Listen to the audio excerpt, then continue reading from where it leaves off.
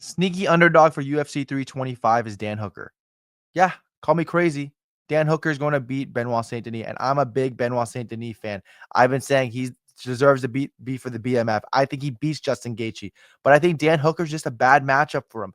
Benoit Saint Denis, what does he do? He goes for takedowns, but whenever he goes for a single leg or a double leg, his head is way on the outside, not like a traditional wrestler who keeps his head in on a single leg or head close to the hip on a double leg. His head is just far away. Where I saw Dustin Poirier go for 4 or 5 guillotines.